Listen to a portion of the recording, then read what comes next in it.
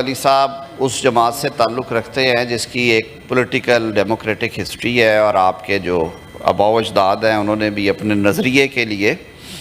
اپنی سیاست کے لیے بہت قربانیاں دیں۔ انہوں نے آمریت کے ادوار میں اور ایون جمہوری آمریتوں کے خلاف بھی آپ نے آواز اٹھائی، اور ابھی بھی جو پیچھے فیشسٹ دور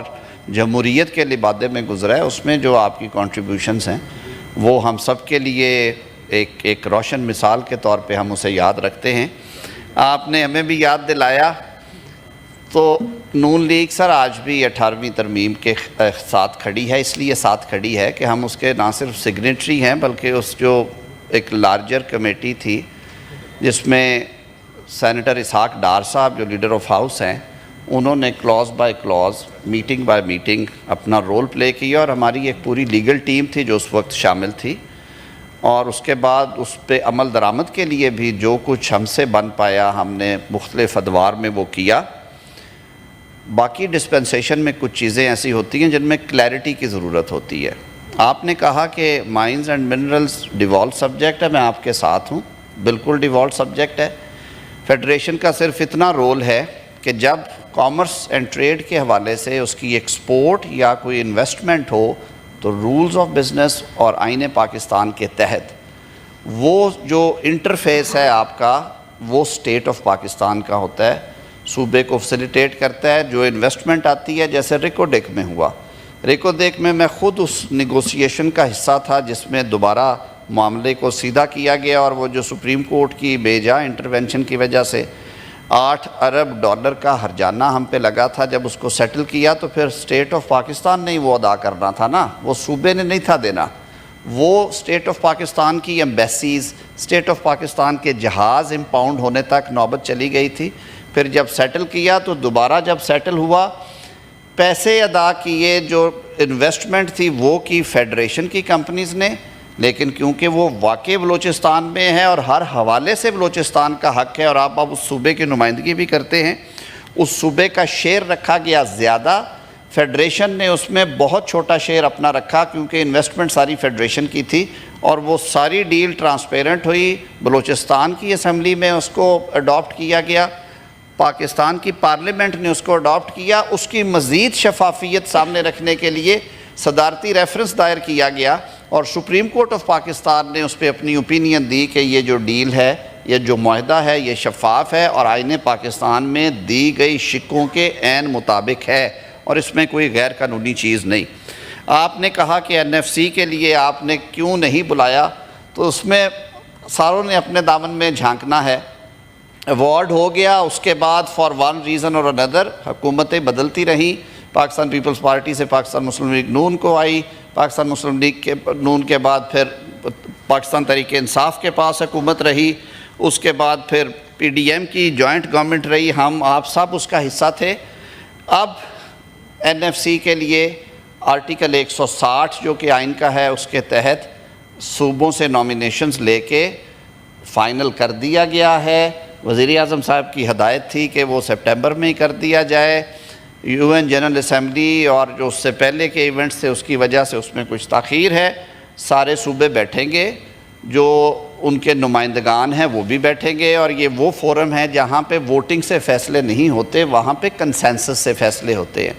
آئین کے فریمرز نے میکنزم ہی وہ دیا ہے کہ آپ ووٹ سے بڑا بھائی چھوٹے بھائی کا، چھوٹا بھائی بڑے بھائی کا حصہ نہیں کھا سکتا، بلکہ جب سب راضی ہوں گے رانا صاحب، تمام کا کنسنسس ہوگا، تو اس وقت اس میں شیئر کا جو تقسیم کا فارمولہ ہے وہ فائنل ہو جائے گا۔ تو آپ یقین رکھیے کہ ہم جمہوریت پہ یقین رکھتے ہیں۔ ہماری قیادت نے بھی جیلیں کاٹی ہیں، عمر قیدوں کی سزائیں انہیں سنائی گئی، سزائے موت دینے کی کوشش کی گئی، ان کے بچوں کو، بچیوں کو،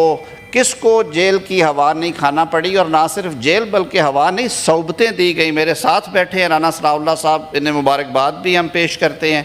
کہ آج اس معزز ایوان کا وہ حصہ بنے ہیں، اور ہم یہ توقع رکھتے ہیں کہ آپ کا جو تجربہ ہے اور آپ کی جو سیاسی بصیرت ہے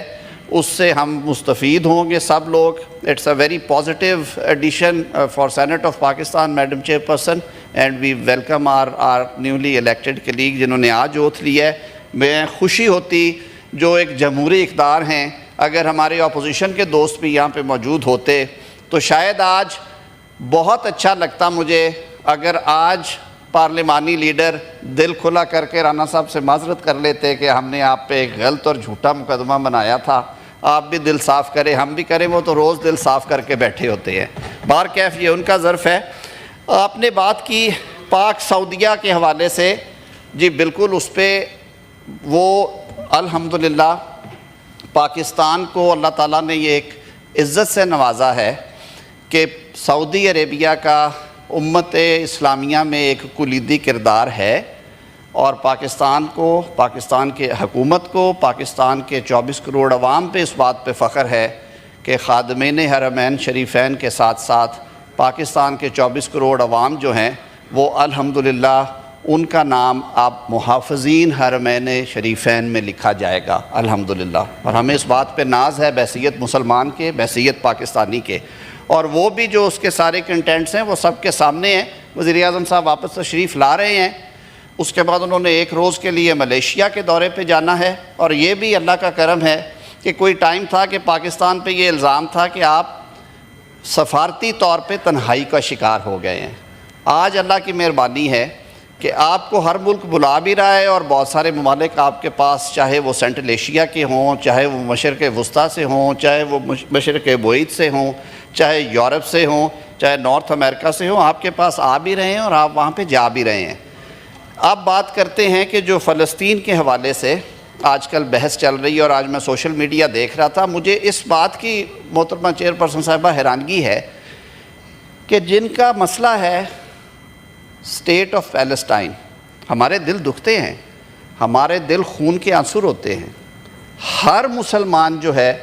وہ جب وہ مناظر دیکھتا ہے اس کی آنکھوں میں آنسو آتے ہیں، اس کے دل سے بد دعائیں نکلتی ہیں، اس کے دل سے ان مظلوموں کے لیے دعائیں اور آہیں نکلتی ہیں کہ یا رب العظیم ان پہ رحم فرما اور ان کے لیے آسانیاں پیدا فرما۔ اب جب معاملہ حل کی طرف جاتا نظر آ رہا ہے، اور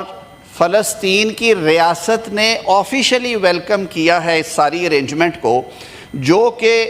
امت اسلامیہ کے جو کلیدی کردار کرنے والے ممالک ہیں، جس میں سعودی عربیہ بھی، جس میں GCC کنٹریز بھی ہیں، جس میں ایجپٹ بھی ہے، جس میں ترکیہ بھی ہے، جس میں انڈونیشیا بھی ہے، جس میں ملائیشیا بھی ہے، ان سب نے بیٹھ کے بھی اس پہ بات کی ہے،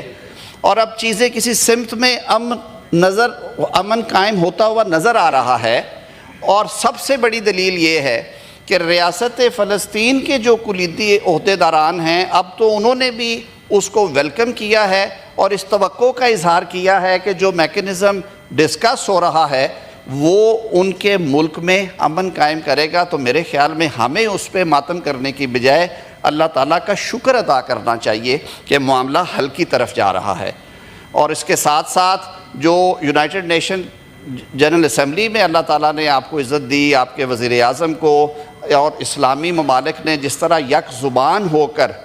نیتن یاہو کو اس کے منہ کے اوپر، اس کے کردار کے اوپر بات کی ہے اور اس پہ لعنت بھیجی ہے، یہ بھی دنیا کو یاد رہے گا، یہ بھی ایک مثال کے طور پہ لیا جائے گا۔ آپ نے کہا کہ ان ساری چیزوں کے اوپر وزیر اعظم صاحب کو، قوم کو اعتماد میں لینا چاہیے۔ آج کل سر انفارمیشن ٹیکنالوجی کا دور ہے، اعلامیوں کے ذریعے، پریس ریلیزز کے ذریعے، ٹویٹر ہینڈل کے ذریعے یہ ساری چیزیں ہم سب سے شیئر ہوتی رہی ہیں، اور جو حکومتی اراکین تھے ان کے ساتھ بھی یہ شیئر کیے گئے۔ فلور آف ہاؤس پہ یہاں پہ بھی بات ہم کر رہے ہیں، نیشنل اسمبلی میں بھی بات ہوئی ہے۔